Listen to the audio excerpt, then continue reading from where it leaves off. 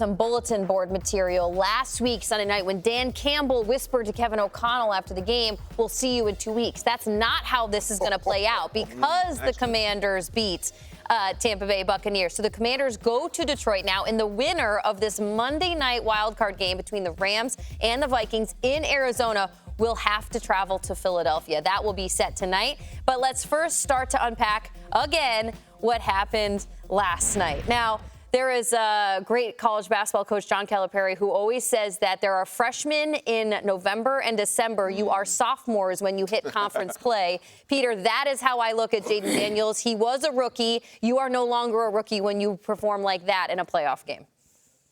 Especially in the clutch, and it's consistent with what he's done all season. I come away from last night's game thinking Jaden Daniels is already one of those dudes. I'm putting him in that conversation of game is on the line, 2 minutes left. You put the ball in his hand, he's going to put you in position to score. That final drive was awesome. We know all the back and forth, how they got the ball, but they still have to move the ball the entire length of the field and get into field goal position. And here's Jaden Daniels just operating, and he did it all season long. For this guy to be a rookie doing this on this stage, under the lights, in the final game of the weekend, was miraculous, and it was third down passes to Eckler on this one. It was the Kalijah Cansey play here, where Cansey is like the next Aaron Donald trying to crouch him, and he just outdoes him here. Look at this. He went 24 of 35 for 268 yards in his playoff debut. The Commanders had no punts on the road in a playoff game under the lights and no turnovers on the road in a playoff game under the lights. He becomes the first rookie quarterback to win on the road since 2012 in a playoff game, and he becomes the first rookie quarterback to win on the road against a non-rookie quarterback in Baker Mayfield since 2009 when Mark Sanchez beat Phillip Rivers in San Diego in a playoff game. Jaden Daniels gets the ball, and it's within a score in the final minute. He did it all season long. Guys, they won 6 different games in the final minute of regulation or at a walk-off in overtime during the season, and then Jaden Daniels does it again. He had to get him all the way downfield, and he did it. They're going to go play Detroit. And I don't think they know anything other than, hey, we can go do this, because that's what they've done all season long. Everybody stepped up, and we'll talk about the role players throughout. But in the biggest moment of the biggest game, it was Jaden Daniels who, of course, came through, because that's what he's done all season long. What a wonderful performance in the biggest of moments for that guy. It's well said, Peter. How cool is he? This morning, everyone's showing up to school. Everyone's going to work.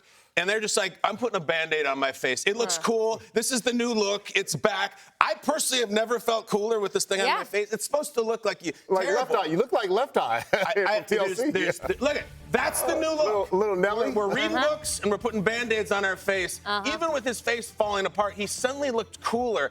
That's actually him after the game-winning field goal. He was like, yeah, whatever. Yeah. It was a crazy field goal. He hit the doink and everything. He did not blink. He did not freak out. And yes, since the Nelly and the Saint Lunatics were taking over with the Band-Aid on their face, we've never seen. There he is. There it is. My man is there. It is. He's probably playing in a rock and jack softball game, going 3 for 4. This is how cool Jaden Daniels is. He shows up. He's like, so this is the NFL playoffs, right? Like, this is supposed to be hard. We play on the road.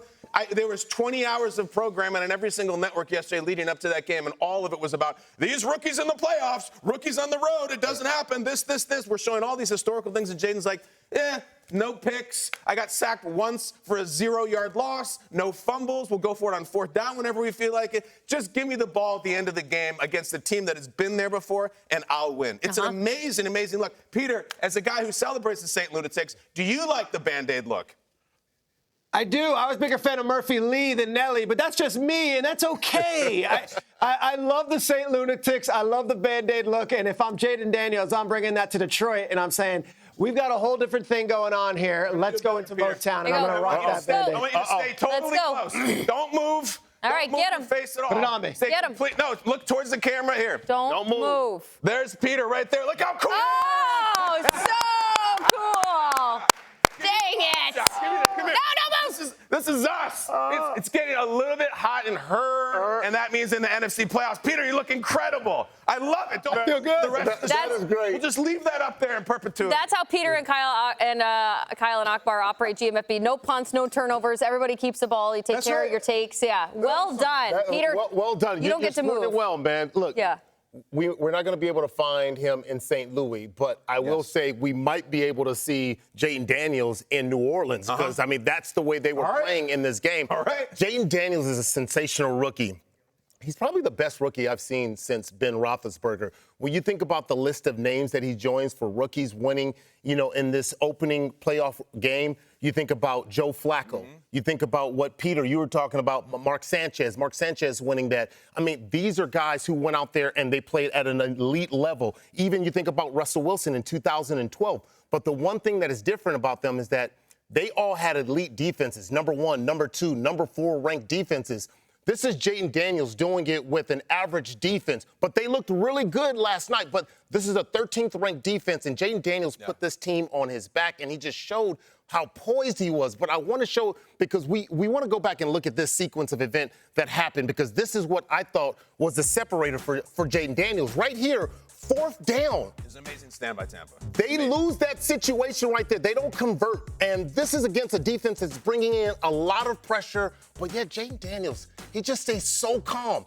They get the ball back after the fumble, and then they start to pursue. And here's the fumble right here. You can see, obviously, they get that ball recovered. Bobby Wagner gets that ball. They get it moving. And then they get to the situation, critical thing. They go 1st down, 2nd down, 3rd down. They get to that 4th down situation, and they don't blink. And Jaden Daniels, as a rookie, you would think that this is a situation, especially where they were in the game, they were still very close. Like, they had an opportunity to maybe just kick it. I know the numbers said, oh, yeah, you're supposed to go for it. The context is they've been going for it for 4th down earlier in the game and not getting it. And everyone's screaming at Dan Quinn, what are you doing? Kick the field goal, kick the field goal. He stuck with it. They're the best on 4th down in the league. And do you know how much faith you have to have and how good your quarterback have to be in that situation in the playoff? And even with the cut on his face, doesn't even blink. He's just so calm. Like, I'm absolutely in love with Jaden Daniels and the way he executed in this.